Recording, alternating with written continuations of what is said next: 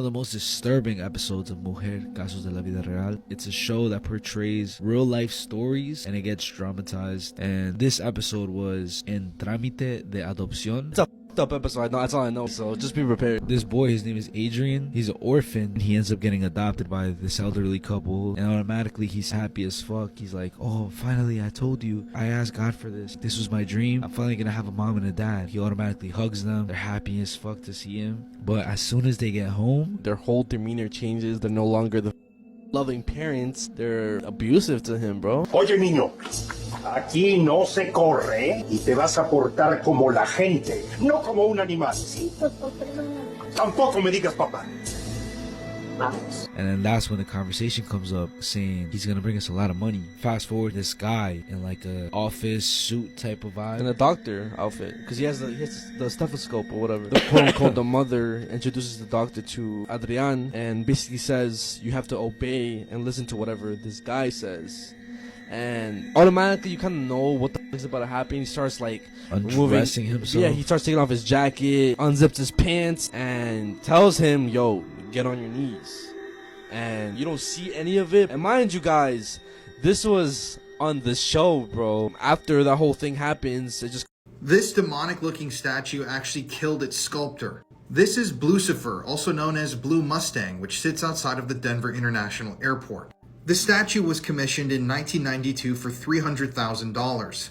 It was partly modeled after the sculptor's own horse, and it's also been suggested that it was inspired by legends from San Luis Valley. Legends of a blue horse that was said to be the leader of other Mustangs with red eyes that could fly. So this is Luis Jimenez. He's the guy who sculpted this thing.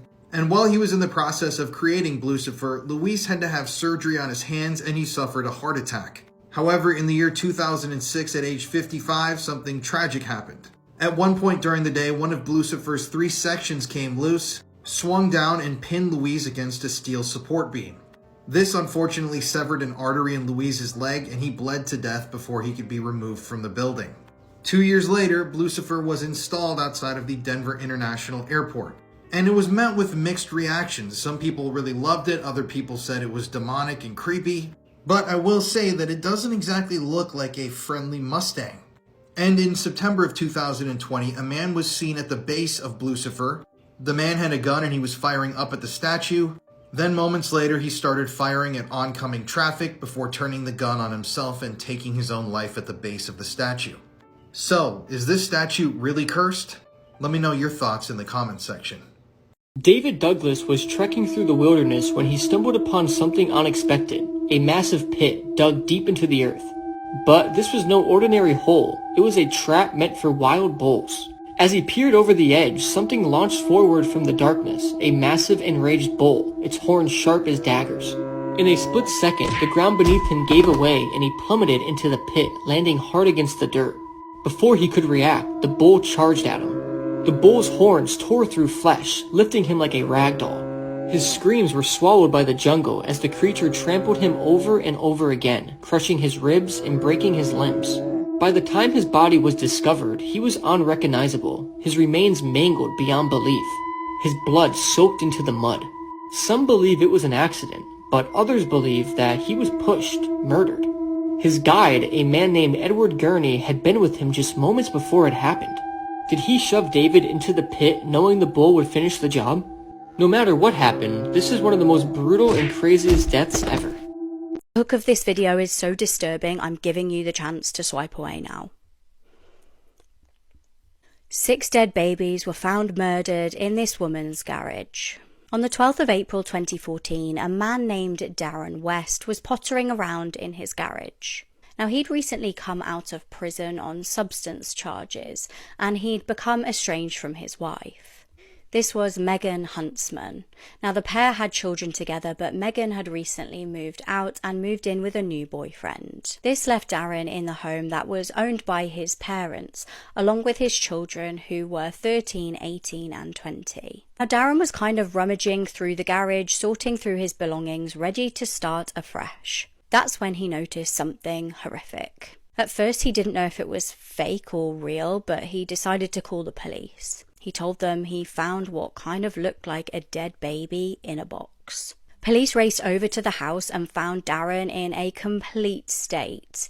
He knew he had children with Megan, but he had no idea just how many, and that the majority were victims of murder. So let's talk about this estranged wife, Megan Huntsman. She was born in Utah, and she grew up in Pleasant Grove, and her mum worked at a local grocery store. I wondered how long it would be before this lot showed up in another one of my crime videos, but she was actually raised in the Church of Jesus Christ of Latter-day Saints. Darren and Megan met, and they very quickly got married when she was just 18 years old in 1993. The marriage was extremely toxic because they were both spiraling into addiction. This is ultimately what landed Darren in prison on substance charges. Now, Megan was addicted to the substance M, and this really impacted her ability to look after her kids. Between 1996 and 2006, Megan fell pregnant multiple times. Now, this was before Darren was in prison, and he kind of knew about this,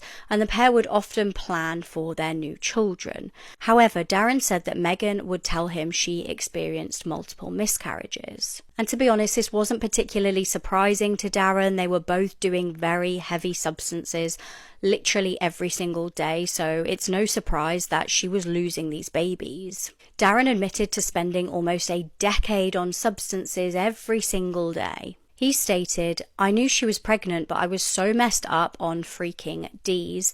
I don't know what was going on." So fast forward to 2014 then, and the horrific discovery in the garage and Darren being out of prison. Police took a look in the property and found a total of 7 dead babies in boxes stored amongst junk. They'd been wrapped in a towel or a shirt, placed in plastic bags, and then packed inside of boxes. Their tiny bodies were taken away for autopsies, and it turned out that just one of them was stillborn. The rest were full term and had been murdered. Now, Darren denied any knowledge of what on earth had happened to these children and seemed completely distraught. Police immediately questioned Megan, who shockingly admitted to having killed these children. She confessed that, yeah, there's about 8 or 9, just literally guessing the amount of baby bodies there were in her garage. The children had been stored deceased in the house for years while Darren was in prison. DNA tests later confirmed that the children were all Darren's biological children. Imagine just suddenly finding out that you had so many more children than you actually thought, and they'd all been murdered. On one occasion, when pregnant, she told Darren, who wasn't in prison at the time, obviously this was prior to him going into prison, that she was going to go for a bath. Instead, she gave birth and then suffocated the child. She later stated, "I think my mind was just so out of it, you know. All I was focused on was the next fix." Megan was given life in prison for the gruesome killings.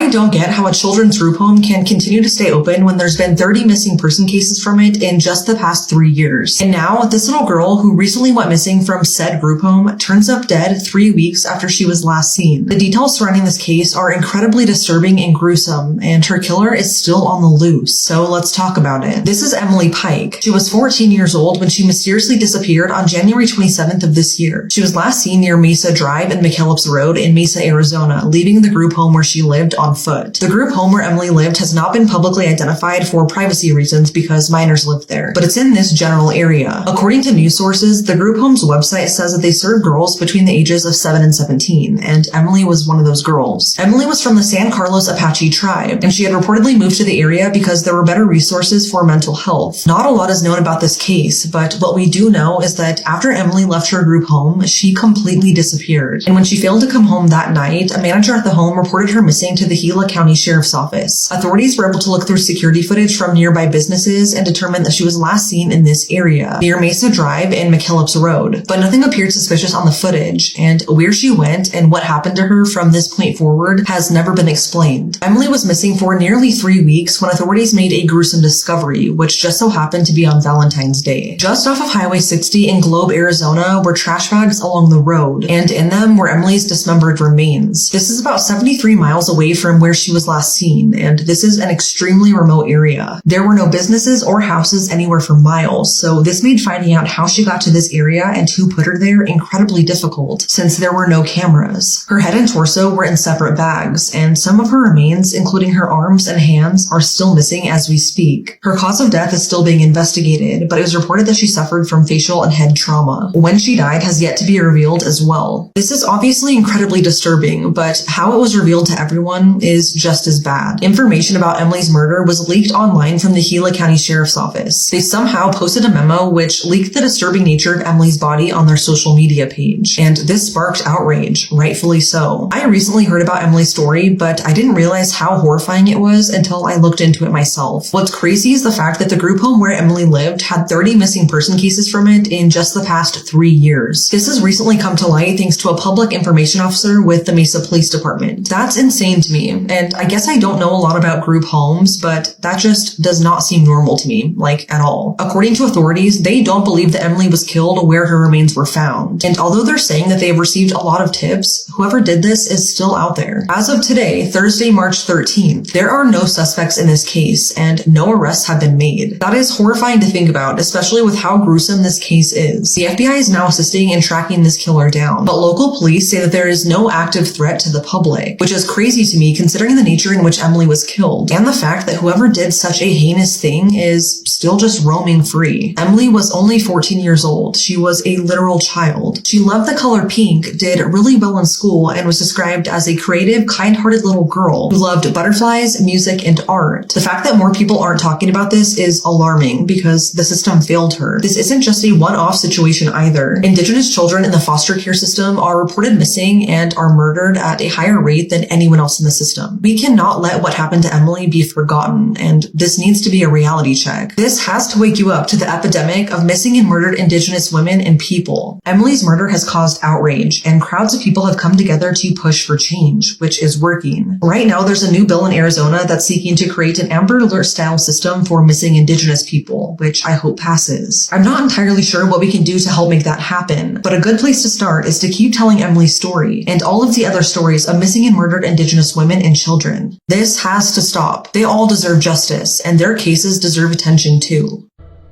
Remember me, when the sun comes up in the morning sky, there I will be, there I will be. Rosa de Guadalupe. Yes. This specific episode is a very disturbing episode, and I remember watching this episode. What's it called? Sales de baño, lo más oscuro. This kid, he's frantically moving, kind of looks like he's on some possessed shit. He's just moving like, ah. And you see a bunch of doctors trying to restrain him, but they keep saying, yo, this kid is like abnormally strong. They were telling the mom, there's something wrong with your kid, bro. This isn't normal. Did he take anything? And the mom is saying, no, he's a saint. The mom's in denial. The sister, she ends up finding something in his room. Little baggie with some white powder in it, and she's like, esto es cocaína. Devil's dandruff. And he's slowly becoming an addict. How old is this kid? How old does he in high look? school. Then they find out that the shit that he's taking is cheaper than actual.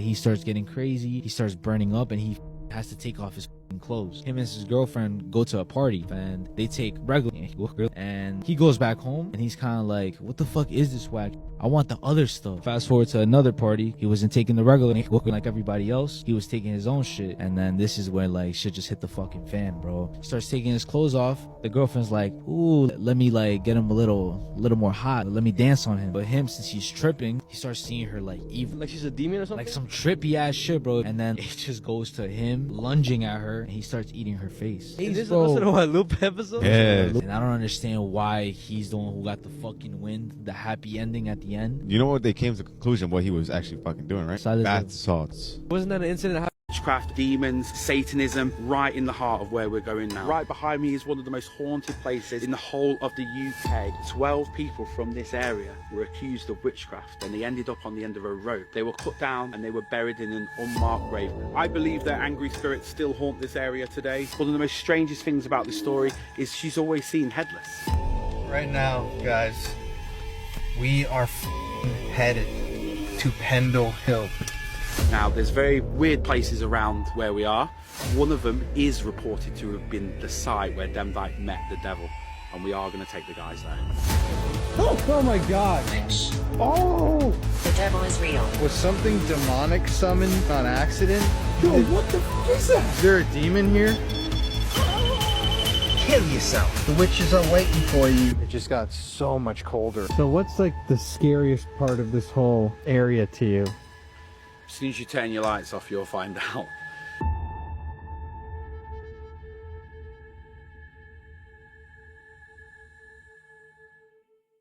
After the nuke detonated above the city, unleashing a fireball hotter than the sun, Yamaguchi was less than 2 miles from the epicenter.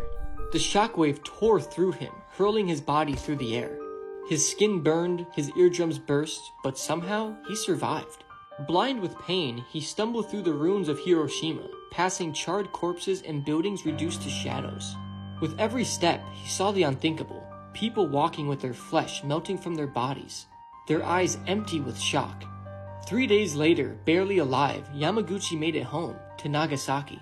He was explaining the horror of Hiroshima to his boss when a second flash filled the air. It was a second nuke. The same hell he had just experienced was happening all over again. But somehow, against all odds, Yamaguchi survived again. Despite the radiation burns and sickness, he lived on for decades, becoming a vocal advocate for nuclear disarmament. He is the only man in history to have survived both atomic bombings, and most likely, the only man that ever will.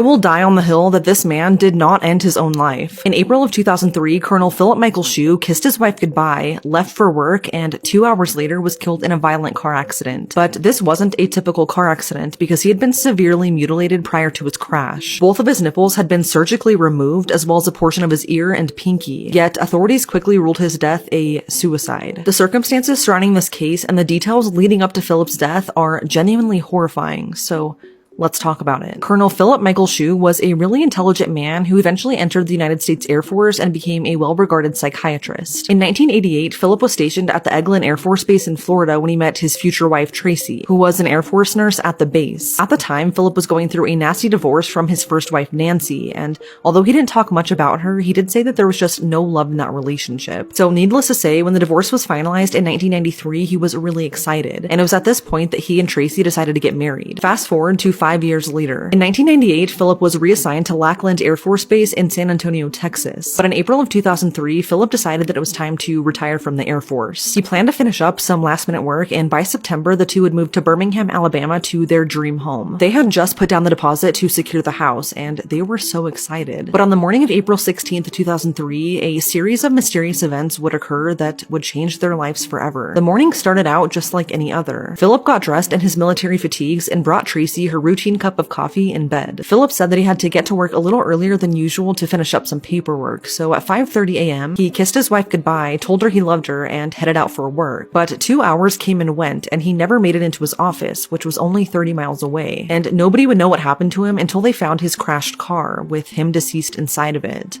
At around 8:14 that morning, 2 witnesses saw Philip's tan Mercury Tracer swerve onto the median of Interstate 10 just outside of San Antonio. His car then drove for about 1,500 feet, going about 60 miles per hour, and at one point he even became airborne, before slamming back down onto the highway. Philip was then seen driving safely for several miles before veering off the side of the road, crashing into a cluster of oak trees. When authorities arrived on scene, they found Philip dressed in his military fatigues. His car was completely caved in on the driver's side, and he suffered massive head injuries, and he appeared to have died on impact. But this is where things start to get really strange. Philip had no wallet or ID on him, and upon looking closer, authorities found that his body had been severely mutilated prior to the crash. The t-shirt Philip was wearing under his military clothes had been cut open from his chest to his belly button, and under that was a 6-inch vertical gash on his chest. Both of his nipples had been surgically removed, and not only that, but his left pinky and part of his earlobe had been amputated, and all of those body parts were never found. Authorities then found that both of Philip's wrists and his boots had been wrapped in duct tape, as if he had been bound at one point but broken loose. So Philip was found dead at around 8:30 in the morning, but his wife Tracy wasn't actually notified about his death until 7 hours later, when the sheriff and a minister arrived at her home. And when they did notify her, they conveniently left out the part where her husband had been mutilated. It wasn't until a worker with the Department of Public Safety arrived at her home a few hours later that Tracy noticed something wasn't quite right. The worker blurted something out that made Tracy stop in her tracks. He said, quote, "Oh, by the way, is there any reason your husband would have duct tape around his wrists and ankles?"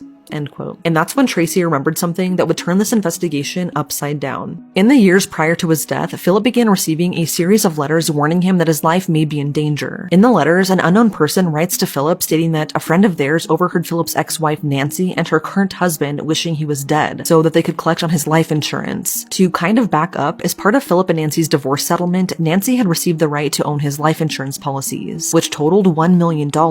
Over the years following the divorce, Philip begged Nancy to cancel the policies, but she would always tell him no and that she just couldn't afford to. So once he received these letters, Philip actually wrote to Nancy and confronted her about the warnings, but she of course denied any involvement and she said she had no clue what he was talking about. According to Tracy, these letters really scared Philip, and after each letter he became more and more scared for his life. He gave these letters to his superiors in the Air Force, but they concluded that they didn't actually hold any harm or danger and told him to basically just ignore them. He even reached out to the insurance companies, which were USAA and Northwestern Mutual, and asked them to cancel the policies. But they always responded that since Nancy was the owner of the policies, she had total authority over them. But like I said, Philip was terrified for his life, and he even started experiencing panic attacks. So he eventually wrote a letter to the insurance companies and said, quote, "Thoroughly examine my death for evidence of foul play, even if on the surface the cause would appear natural or accidental." End quote. But despite all of this pleading, the insurance companies still refused to cancel the policies. So when asked if there would be any reason why Philip's wrists and ankles may have been wrapped in duct tape, Tracy's first thought was the threatening letters and handed them over to the police. She let them search the property for clues and hoped that in doing so, something would come of it. But unfortunately, it didn't. But get this, it wasn't even until a month after Philip's funeral that Tracy learned he had been mutilated. And the only reason she found out was because a reporter somehow found out and asked her about it. But after learning this information, it reassured Tracy that Philip didn't die accidentally. He was murdered, and it was somehow connected to those letters. During the investigation, an autopsy was conducted by the Bexar County Chief Medical Examiner Dr. Vincent DeMaio, and his findings only bring more questions. A small amount of white fiber material consistent with that of a diaper was found on Philip's groin area. Also found in that same area was a little tab with a cartoon figure of a sun and moon, which is also consistent with a tab from a diaper. But Philip obviously didn't wear diapers, and nowhere in the car was a diaper found. So how that material got on him is still a mystery. A high concentration of lidocaine, which is an anesthetic, was found in Philip's blood, and originally it was thought to have come from a cream that would be rubbed onto the skin. However, there is usually another ingredient in that cream that would also show in the toxicology, but it didn't. So somehow prior to his death, Philip was injected with lidocaine. But despite all of that, after 1 year of investigating, the local and state police and the Air Force all concluded that Philip ended his own life. They labeled Philip's death a suicide, more specifically a bizarre psychological breakdown. The medical examiner officially ruled that despite the odd mutilations on Philip's body, there were no wounds identified as being consistent with a struggle. He, along with the Air Force and state police, believe 100% that the injuries found on Philip's chest were self-inflicted. One of the reasons they feel this way is because Philip reportedly didn't try calling for help that day. Philip's phone was found in the car at the scene of the crash, but according to phone records, he never actually made a call on his phone after the mutilation. This narrative was really pushed that there was no evidence that he tried to call for help, but that's not entirely true. After the crash, and for reasons unknown, Philip's phone was given to his and Tracy's neighbor before being given back to her. And according to them, there was a large amount of blood on the inside of the phone, almost as if he had held the phone up to his partially amputated ear and tried to call for help. What is odd that I think should be pointed out is that the exact location that Philip was driving before he crashed was technically away from help. He was driving away from San Antonio and a few hospitals and police stations, and he actually passed a state trooper on the highway. Philip also passed 3 exits to his home in Bernie, and why he didn't stop, no one knows. Authorities believe that he injected himself with lidocaine to avoid feeling the pain of mutilating his own body. According to them, hesitation marks were found next to the gaping wound on Philip's chest, which to them indicate that the injuries were self-inflicted. But Tracy and even Philip's commanding officer believe that he did not end his own life, and instead was abducted and tortured, and that he accidentally crashed the car, which resulted in his death when trying to escape. 2 months after Philip's death, Tracy filed a civil lawsuit against Nancy and the 2 insurance companies in hopes of preventing Nancy from being able to collect on Philip's $1 million life insurance payout. Nancy has denied any involvement in Philip's death, and although she did refuse to take a polygraph test, she told authorities that on the day of Philip's death, she and her current husband could prove that they were at work in Florida. It wasn't made public if this was ever confirmed, but I have to assume it was. One thing that I wanted to note is that Tracy believes that the nature of Philip's injuries could be a clue. His injuries could be classified as sexual in nature, and court documents show that Nancy was a board-certified sex therapist who also studied the practice of sadomasochism. Tracy has gone on record saying Philip never had any sort of fetish like this, but I just wanted to mention this because it will pop up when you research this case.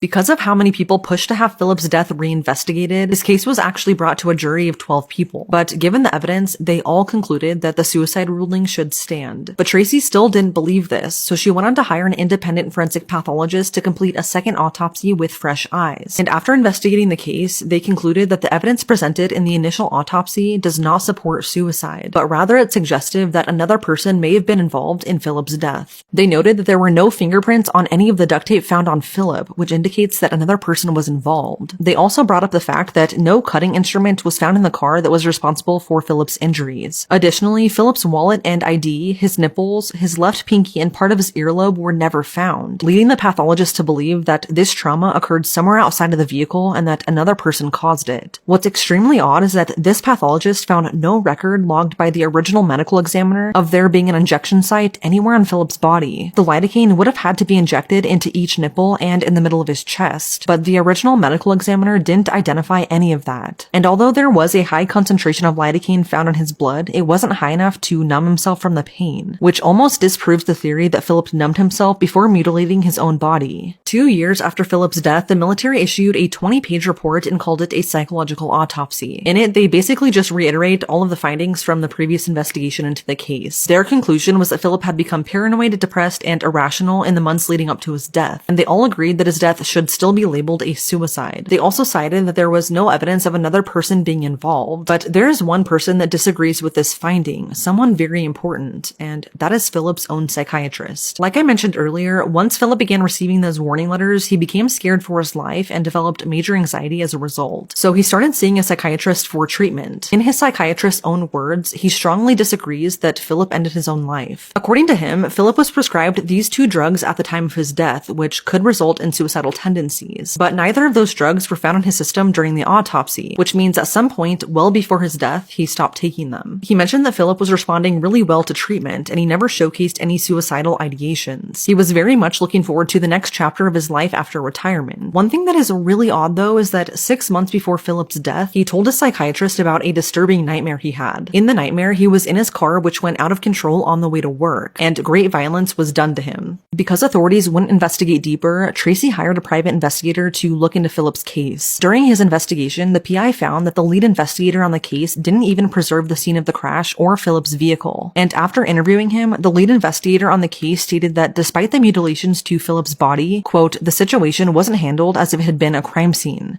I am guilty. I was in charge of the investigation. There is a lot of fault to go around, but in the end, it's mine. Evidence may have been lost. Leads may have been ignored. There was no investigation. End quote. The PI also found and interviewed the 2 witnesses that saw Philip crash that morning. According to them, they were never even contacted by Air Force investigators. Because of all of his findings, the PI strongly believes that Philip was murdered. Following Tracy's lawsuit, in June of 2008, Nancy received $1 million and Tracy ended up receiving $1.8 million. During the trial for that, the judge did something that made Tracy's jaw drop. He announced to the courtroom that based on the evidence considered by the court, Colonel Philip Michael Shue was murdered, therefore finding that his April 16, 2003 death was actually a homicide. Finally, after all of these years, someone with power agreed that all of the evidence points to him being murdered. So you would think that that would be a good thing, but unfortunately it wasn't. Despite the judge's order to reopen the case and change Philip's death certificate from suicide to homicide, Kendall County officials refused to do so. Kendall County officials have publicly stated that they have no plans to reinvestigate this case. And sadly, in 2009, the Texas Attorney General officially ruled that Philip's death certificate does not have to be changed. And to this day, Philip's official cause of death remains suicide. So even though you have all of these people saying that Philip's death was not a suicide, authorities have chosen to not reinvestigate Philip's death.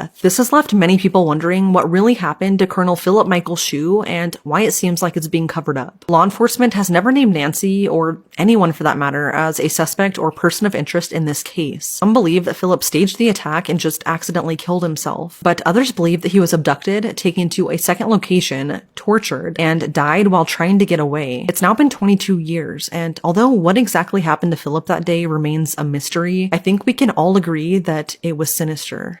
However, coined the phrase, "You can't make this stuff up," might have known the story of real-life boogeyman, Albert Fish. A slight elderly man with grey hair. No one suspected the kindly single father of being sadistic child murderer and cannibal.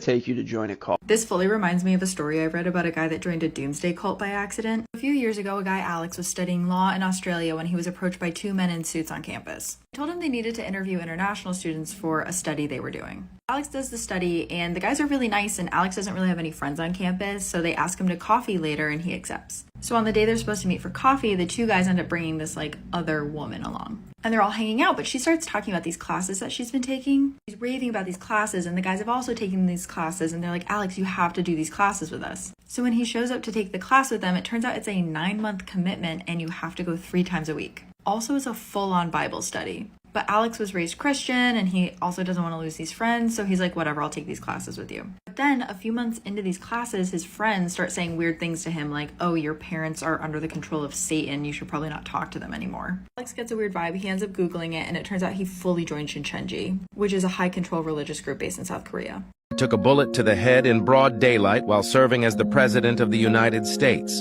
I am John F. Kennedy, and here is the account of the curse that befell my family. I was born in 1917 into a wealthy and influential family. My father, Joseph Kennedy, had grand ambitions for us, his children. However, shortly after I assumed the presidency as the 35th President of the United States, misfortune began to plague my family. My elder brother, Joseph Kennedy Jr., was killed during World War II. My sister Kathleen perished in a plane crash. And then came that fateful day in 1963, when I was assassinated in broad daylight in Dallas. But the curse did not end there. My brother Robert was assassinated in 1968 while campaigning for the presidency. My other brother Edward survived a plane crash in 1964, but was involved in a tragic car accident in 1969, resulting in the death of a young woman. And the list goes on. My nephew, John F. Kennedy Jr., lost his life in a plane crash in 1999. My sister Rosemary lived a tragic life after a lobotomy. The curse of the Kennedy family seems to have no end. I don't understand how an argument over breadcrumbs can cause someone to do something so heinous to someone else. 35-year-old Dimitri Furcano stabbed his girlfriend, 28-year-old Erica Preti, to death after she called him out for leaving breadcrumbs on their hotel bed. In 2017, they were on vacation in San Teodoro when on one of those nights, Dimitri attacked Erica and stabbed her 57 times. Dimitri was originally sentenced to 30 years in prison, but what happened next, no one saw coming. You see, when Dimitri was sentenced in 2018, he weighed about 260 pounds. Then from 2022 to 2023, Dimitri gained 200 pounds and now weighs about 450 pounds. So because of his health and the horrible diet served in prison, Dimitri was recently released after only serving 5 years. The court ruled that the food in the prison could end up killing him, so he had to get out. And get this, Dimitri will serve the rest of his sentence under house arrest at his parents' home near Milan, where he can get access to a healthy diet. So this is a slap in the face to the victim's family. But keep in mind, this happened in Italy, so I'm guessing the laws over there are a little bit more lenient. So do you guys think his release was valid, or should he have been kept there for the remaining of his sentence? Killed more than 33 young men. I was nicknamed the Killer Clown. My name is John Wayne Gacy. I had a particularly difficult childhood because of my father, who was a very violent and authoritarian man. At the age of 9, I was raped by a person I thought was my friend. I then left school very early and immediately joined the Navy. But I quickly stopped and changed several jobs. I even had my own construction company. And that's how I attracted young men, by promising them jobs before committing the worst.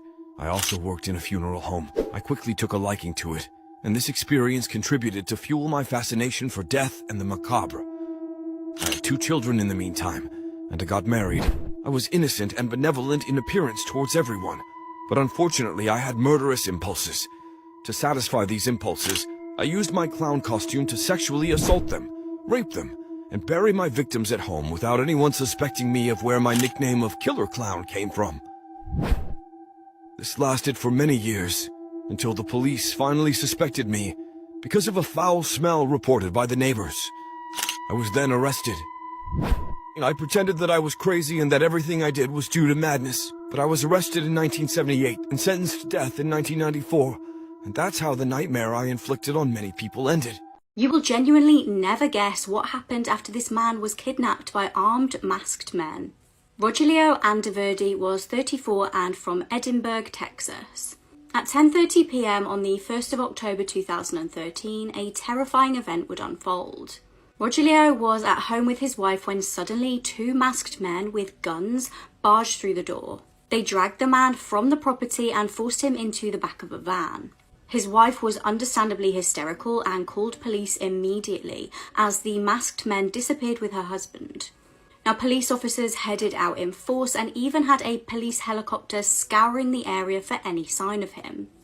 However, they had no luck and police became suspicious as Rogelio had no criminal history or links to any gangs of any kind. After several hours, the search was called off. 2 days later, to his wife's shock, Rogelio walked through the door. He told her that his kidnappers had shown him mercy and simply set him free. Now, obviously, the police were following up on this case and they questioned him. Eventually, Rogelio had to tell the truth. He had staged a fake kidnapping between him and his friends so that he could go on a night out. He said that he simply wanted to spend time with his friends and party. He was eventually charged with making a false report to police and released on $5,000 bail.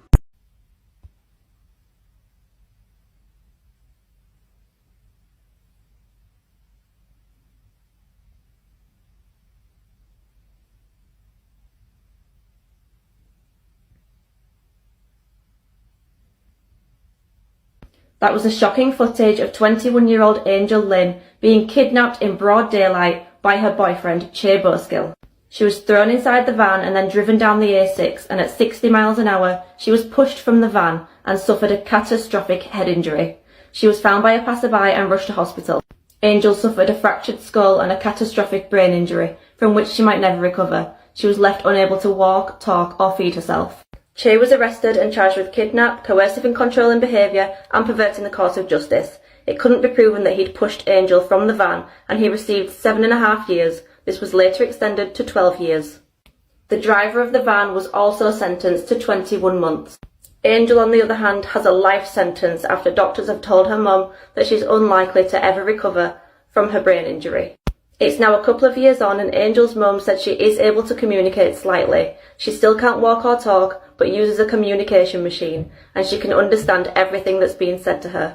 When she puts her cheek against her daughter's lips, Angel purses her lips to give her a kiss. She hopes one day that she'll be able to communicate enough to tell everybody what actually happened on that fateful day. This Derbyshire crime case is horrific. Police were called to a house in Killamarsh in 2021.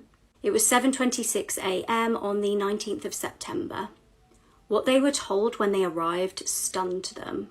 Outside was Damien Bendel.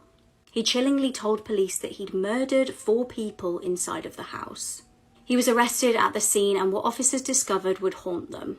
35-year-old Terry Harris had lived in the house along with her children, 13-year-old John Paul Bennett and 11-year-old Lacey Bennett. Also deceased inside the property was Lacey's best friend, 11-year-old Connie Gent, who'd been there for a sleepover.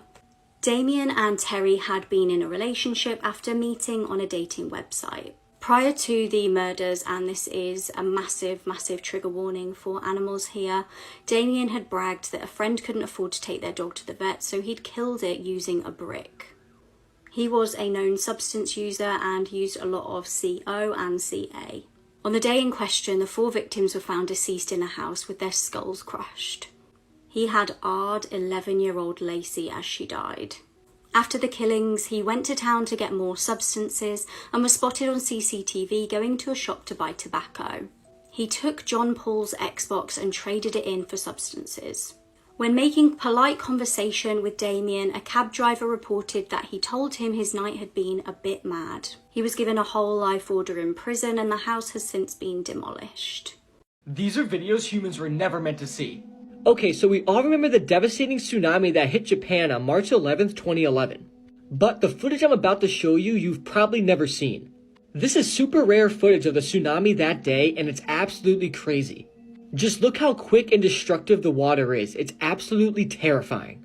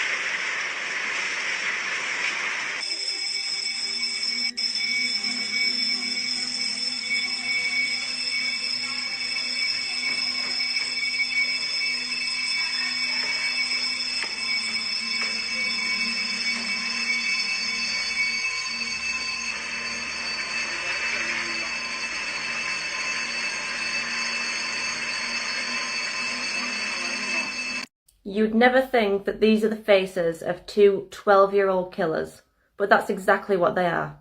Jake Eakin and Evan Savoy were 12 years old and lived in the small town of Ephrata in Washington. They were described by parents as soft-spoken and nice boys. On February 15, 2003, they decided to go and call on another boy to see if he wanted to come out and play. Nobody could have predicted the horror that they were planning. Craig Sauger, 13, was at home with his mum when the two boys knocked on the door. His mum answered and was surprised to see them standing on the doorstep. Craig didn't get invited out to play much. He was on the spectrum and didn't really get included with the other boys. She happily let him go out to play but told him to come back before it got dark. As night fell, Craig's mum began to get worried and she decided to go out and look for her son. She called on Jake and Evan's parents and found that they were both already home. They said that they'd left Craig in the park and that he was going to walk home by himself. She headed to the park and to her horror, she found her son's lifeless body buried under a pile of leaves. She called for an ambulance, but it was already too late. Craig was dead. Jake and Evan's story was that Craig was climbing a tree when he fell. They freaked out and ran home and left him there by himself. The next day, after finding blood on the boy's shoes, the parents turned them into police. Craig's autopsy showed multiple stab wounds, 5 to his chest and torso, and 34 to his head and neck. Both of the 12-year-old boys were arrested and tried for Craig's murder. They were treated as adults in court due to the severity of the crime. They became the youngest murder defendants in the state to be tried as adults since 1931. Jake testified against Evan and said that it was him that had told Craig to bend down and count to 10 before dropping a massive rock on his neck. He then began stabbing him, and it was then that Jake joined in with the murder. Jake was convicted of second-degree murder and sentenced to 14 years in prison. And Evan was convicted of first-degree murder and sentenced to 20 years. The shocking thing about this story is that both boys were released in 2020 and are now grown men and are married and living normal lives. These are people who have gone missing in 2023. This is Joshua Amos, who is 32 years old. He has been missing since March 19th, 2023 after leaving a strip club in Washington Park, Illinois. His mother, Christine Simpson, said his disappearance is something that Joshua just wouldn't do. He was seen on video leaving Scarlet Strip Club on Berkman Road in Washington Park at 5 a.m. on March 19th. Surveillance cameras from a trucking company on Lincoln Avenue captured Joshua's image at 7:28 a.m. that day. The trucking company and the strip club are about 4 miles apart. Illinois State Police and a search dog looked for Joshua on March 24th, but nothing was ever found. His family and friends continue the search to this day, hoping they will find him ever since his disappearance.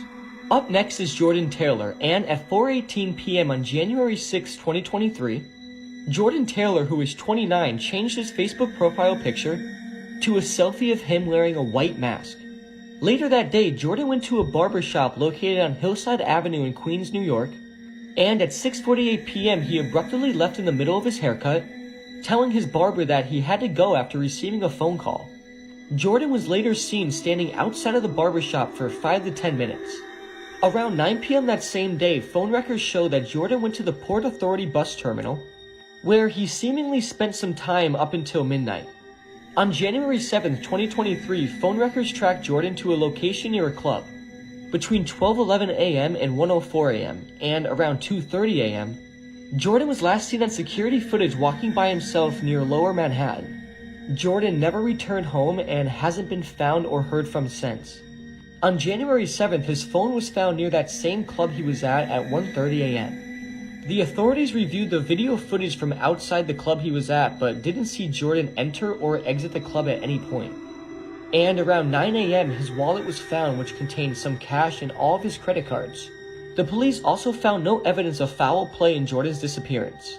His case is currently active and is still ongoing to this day. This might be one of the scariest things that can ever happen to a human, mainly because can you just imagine going missing and nobody ever finding you or talking to you again? I don't know, the thought about that is just terrifying, and hopefully they are found soon.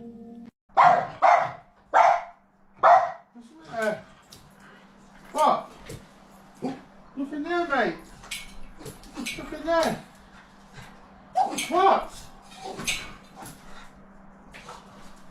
Look in there. Do you remember Mark and Debbie Constantino from the show Ghost Adventures? Well, they have a tragic story. Mark and Debbie Constantino were a couple for a long time and they gained notoriety as a ghost hunting couple. They were really good friends with the Ghost Adventures crew and thus they were invited out to be a part of episodes and investigations multiple times throughout the Ghost Adventures series. Here are some screenshots of their appearances on the show. Here's Debbie and here's Mark. They were constantly featured on Ghost Adventures and they were one of the couples that appeared all the time. People knew them. But there was trouble behind the scenes. They actually had a very abusive relationship and domestic violence was common between the two of them. Earlier in the year that Debbie was murdered, the police were called by Mark because apparently she had slashed him with a butcher knife, but she would never see court. Then just a week or so before the murders happened, Debbie actually called the police because Mark and the couple's daughter had pulled her out of a car, dragged her inside of a home, and beaten her to almost death. Debbie suffered a broken nose and she was afraid for her life, and Mark and his daughter were arrested. And since kidnapping is typically a no-bond charge, which means that you'll be held in jail until your trial, but a local judge made a tragic mistake and let Mark and his daughter out on bond. A week later, the police were called because a woman came home and found that one of her roommates was dead. And her other roommate, Debbie Constantino, Mark's wife, who had moved out of the family home, was missing. Police then tracked Mark's cell phone and found Debbie and Mark holed up inside of an apartment. There was a standoff with SWAT officers. Mark was threatening and yelling things out. And eventually, using explosives, the SWAT team blew open the door to the apartment where they found Debbie dead and Mark dead as well. He had murdered her and then took his own life. Obviously, this was huge news because the couple was on Ghost Adventures so frequently. They were mainstays at paranormal conventions. People knew their website and their work. And it made a lot of people question, was this some sort of darkness that was brought on by paranormal investigating? I personally don't think so. I think that it just had to do with some sort of mental illness and obviously deep issues with domestic abuse and all of that. But either way, it's such a tragic situation. But if you like true crime and you like murder stories, go listen to the podcast I co-host with my fiance, Murder in America. We just covered a brutal murder story from New Orleans, Louisiana, one of our favorite murder stories. The link is in my bio. You can listen for free on Spotify or Apple Podcasts. And we've actually been trending lately. Thanks to everybody who's been listening and tuning in. We appreciate you all so much. And obviously that was a tragic story that I just told you guys. So RIP to Debbie Constantino and the other roommate who was killed, who still, I believe, remains unnamed. This 19-year-old boy ate a slug and was then paralyzed for 8 years. This is 19-year-old rugby player from Sydney, Sam Ballard. And he contracted rat lungworm disease and spent 8 long years paralyzed before dying in November 2018. Sam Ballard was a promising 19-year-old rugby player and he was enjoying a weekend together with his friends in 2010 when he made a random decision that would prove fatal. All of them had a little bit of red wine that night, and his friend Jimmy Galvin said a typical garden slug crawled out in front of them. And in a moment of teenage stupidity, perhaps influenced by the wine, Sam Ballard was dared to eat the slug, and at first everything seemed fine. The friends carried on as usual. But within a few days' time, Sam began to complain of severe pain in his legs. Then he started vomiting and experiencing dizzy spells. When his conditions worsened and he fell weak, his mother rushed him to the hospital.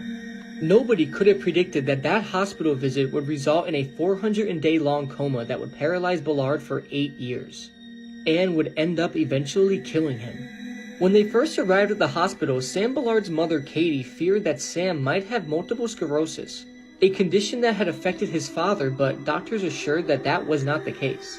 Sam then turned to his mother and said that he had eaten a slug, and she said no one gets sick from that. But as it turned out, Sam Ballard had indeed gotten very, very sick from it. Sam Ballard had become infected with rat lungworm disease, a condition caused by a parasitic worm usually found in rodents, though it can transfer to slugs and snails if they eat the rodent's feces. And when Sam Ballard ate the live slug, it transferred to him.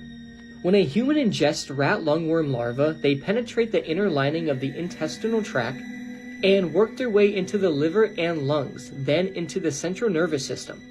In most instances, rat lungworm disease causes only mild symptoms, if any, and most people who contract the illness recover within a matter of days or weeks. However, there are those rare instances where the symptoms are much more severe, and that was the case with Sam Ballard. According to the University of Hawaii, humans are a dead-end host for lungworms, meaning the parasites don't reproduce in humans, but they do get lost in the central nervous system, or even move into the eye chamber until they die. And the presence of these parasites can cause severe brain, spinal cord, and nerve damage. And in the case of Sam Ballard, this damage induced a coma that left him bound to a wheelchair and unable to eat without a tube. After Sam woke up from his 420-day-long coma, he was completely paralyzed and he now required 24-hour care 7 days a week. He was prone to seizures, unable to go to the bathroom without help or control his body temperature. He spent 3 years in the hospital before being released, just able to operate a motorized wheelchair. But unfortunately, the seemingly endless health complications Sam Ballard faced over the course of 8 years took their toll, and he sadly passed away in November 2018. And Sam Ballard's final words to his mother were, "I love you." This case of Sam Ballard is just extremely sad and honestly unlucky. From what was a harmless prank turned into a nightmare of a life for Sam Ballard. I feel so bad for him and his family, and may he rest in peace. On the morning of August 26, 2015, a TV journalist and her cameraman were murdered by a gunman live on air. This is the tragic story of the murders of Allison Parker and Adam Ward. So Allison Parker and Adam Ward were employees of the CBS affiliate WDBJ in Roanoke, Virginia. They had both been working for the news station for a number of years, and tragically, Adam Ward actually graduated from Virginia Tech. If you don't remember, Virginia Tech was the site of one of the largest school shootings in American history. On that morning, Allison and Adam were covering a story about the 50th anniversary of a lake. At the time, they were interviewing a woman named Vicki Gardner talking about the upcoming plans for celebration. As Allison was conducting the interview, though, a man approached from behind. This man quickly brandished a pistol, and in the actual news footage, you can hear the sound of about 8 shots firing, followed by Allison screaming and the camera shot going dead. They then cut back to the actual people in the studio, and they were confused. They said, "Oh, we don't know what that was. Maybe it was a car backfiring or some shots fired in the background, but we'll get back to them in a second." What they didn't know, though, was that when Adam Ward dropped the camera, they caught this image of the shooter. And shockingly, people knew who he was. This is Vester Lee Flanagan II, the murderer behind these atrocious murders, and he himself was a TV reporter. Vester Flanagan had actually been employed by the same TV station that Allison and Adam worked at, even though when he was hired, he decided to go by the professional name of Bryce Williams. In the past, he had been involved with lawsuits with other broadcasting agencies, and people who had worked with Vester in the past knew him to be a volatile and somewhat dangerous individual. And that led to the year 2013, when Vester was fired from the news station that Allison and Adam worked at. He had been there less than a year, but other employees reported feeling extremely uncomfortable around him. On the day that he was fired, Vester didn't take the news so well, and when he was told he was being let go, he lashed out at employees and got violent. The police then had to escort Vester out of the building, and it's been reported that future victim Adam Ward actually videotaped this whole thing going down, and that later in the day, Adam and Vester got into a heated argument. So back to the shooting. After that eerie footage was broadcast, people began to worry about Allison and Adam. And when the police were called to the scene, they discovered that they both were dead. Vicki Gardner, the woman that was interviewed, was actually alive, and she was able to relate everything that had happened to the police. Like I said, when people from the news station went back and looked through that live broadcast footage, they recognized the man as Vester Flanagan. And thus, a massive statewide manhunt began for this guy. Authorities were also able to tell that he was the shooter because he had uploaded that eerie first-person perspective clip of him committing the murders to his Facebook at around 11 a.m. that morning. So the police tracked Vester down, they found the rental car that he had rented, and after a high-speed pursuit, he took his own life in the vehicle. Vester, before his death, had actually sent a letter to the news station, and in the letter, he talked about how he was sick of racial discrimination and sexual harassment in the workplace. He felt that he was so angry from the Charleston church shooting that he wanted to do something, and he even claimed that he admired people like Dylan Klebold and Eric Harris from Columbine. So obviously, this guy was messed up in the head. He was a disgruntled ex-employee who was fed up with what he saw as the ways of the world, and that led him to commit an atrocious act of violence. Now, I don't recommend you looking up the footage of this happening, but it is out there, and the news stations actually posted some of this back in the day when it all went down. Rest in peace to Allison Parker and Adam Ward, obviously, and I think that this is going to go down in history as one of the strangest murders to ever happen in America.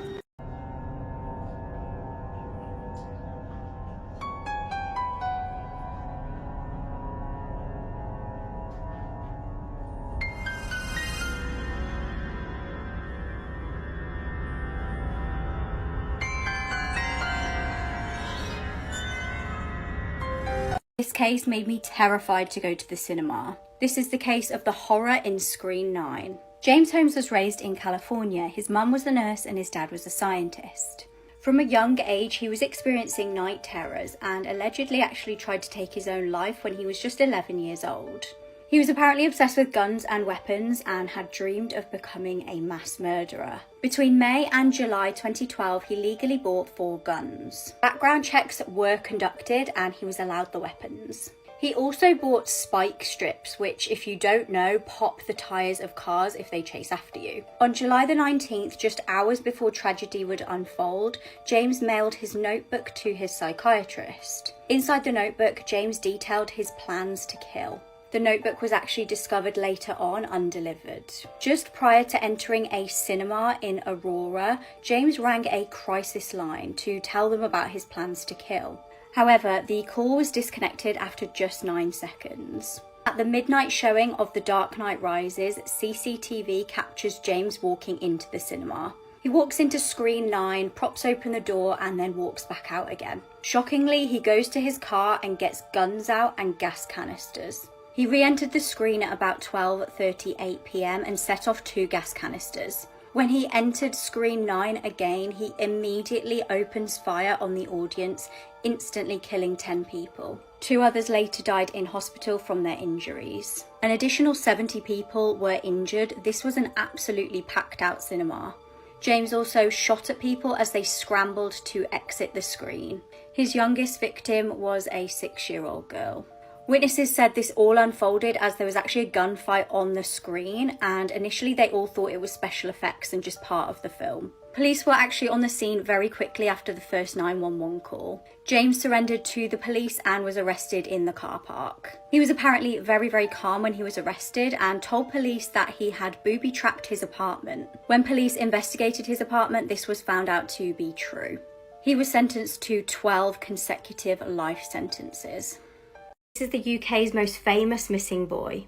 In September 2007, Andrew Gosden was just 14 years old. He was a very intelligent boy and was top of his class in most classes at school. He was an introvert that usually spent most of his time at home. The day before Andrew went missing seemed completely normal. He went to school, he had some tea, and then he watched some TV. However, on September the 14th, he seemed more irritable than normal. Instead of getting the bus to school that morning like his parents thought he was, he went to a cash point and withdrew £200. CCTV then captures him walking home, where he changed his clothes into a Slipknot t-shirt. When he left the house, he didn't take his charger with him, and he also didn't take £100 that he'd saved up. He didn't take his passport, but he did take his house key, which indicates he was going to come home. He bought a one-way ticket to London and was last seen leaving King's Cross station at about 11:30. Frustratingly, the school had actually tried to contact Andrew's parents to say that he hadn't turned up to school that day, but they dialed the wrong number and left an answer phone message on the wrong phone. His family was completely cleared of any suspicion, and the family and the school and all of the students went to London and they were handing out loads of flyers. Weirdly, a year after this incident, a man came to a police station to say that he had information about Andrew. Now, the police station was unmanned, so the person spoke to this man just over an intercom system and sent a police officer down there. Mysteriously, by the time the police officer arrived, the person had vanished. This is what Andrew might look like now, just being the age that he may be if he's still alive. Theories about this case is that he may have gone to London to meet up with someone or go to a concert. Was he lured there by somebody with bad intentions, or was he just going there for the day, gonna come back, and was at the wrong place at the wrong time and somebody did something bad to him? In 2009, the family paid for a search of the River Thames to try and find some sort of closure. The search did find a body, but it wasn't Andrew's. The most up-to-date information that we have on this case is that 2 men were arrested on suspicion of kidnapping Andrew, but they've actually been released.